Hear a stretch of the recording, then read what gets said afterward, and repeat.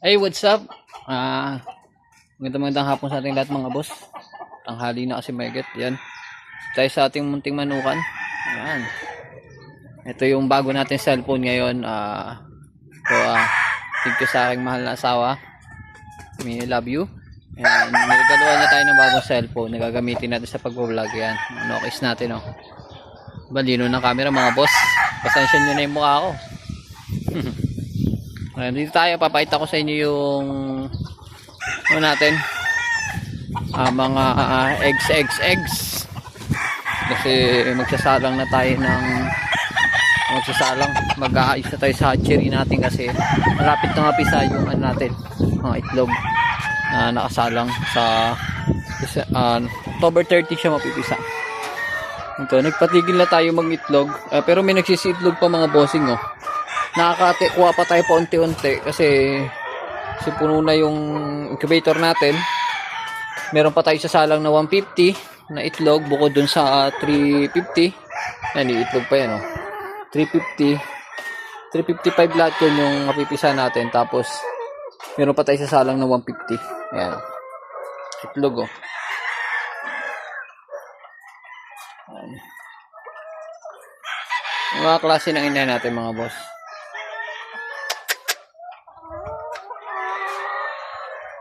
Itlog siya. Ano, itlog pa yung mga bossing. Ang hilig niya kasi makipag-away, oh. Tapos meron pa tayo na ipon dito. Meron na tayo sa rep doon, 150. Ayan, ito pa yung susunod. Ayan.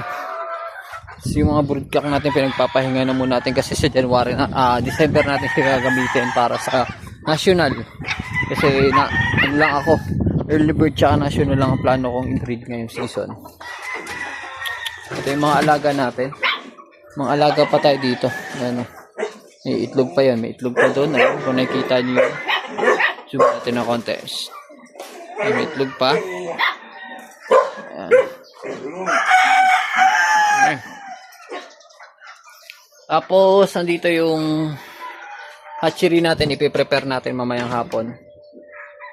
Ayan. Ipiprepare na tayo at lilinisan natin. Disinfect na rin natin yan mga bossing. Dito natutulog sila mama at papa. Tapos ito yung mapipisa natin ngayong October 30. Puno yan mga bossing. Hanggang baba yan. Papasilip ko sa inyo. Sarili kong setup to mga bossing. Ayan. Puno yan. Ayan.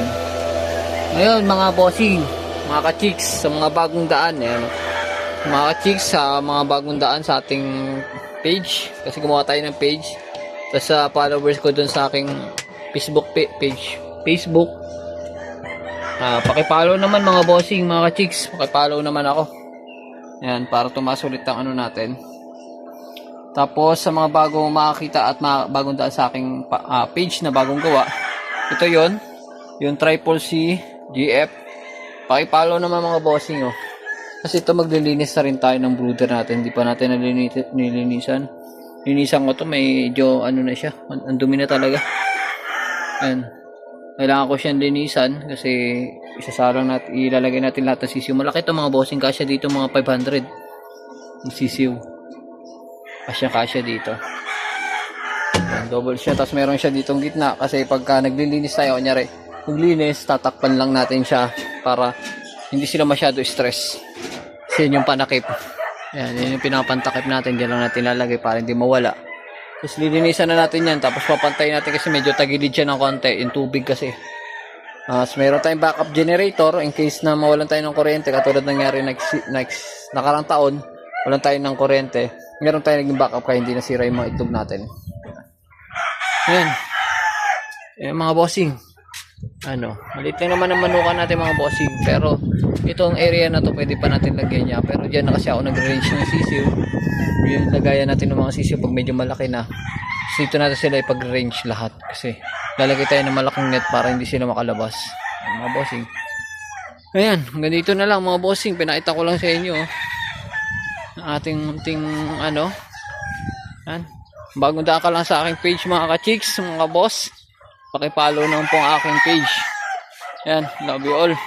See you. Update ko na lang kayo lagi sa ating magiging vlog at ating mga daily routine. Ano ginagawa ko araw-araw. Bigyan ko ng konting tips kung bakit ganyan kalalaki mga katawan yan. Yan. Papakita ko lang sa inyo paano tayo mag-alaga ng ating mga sisiw hanggang sa paglaki nila. Yan. Okay, follow lang mga boss. Like, follow, and share na lang mga bossing sa aking mga ano. Ayan.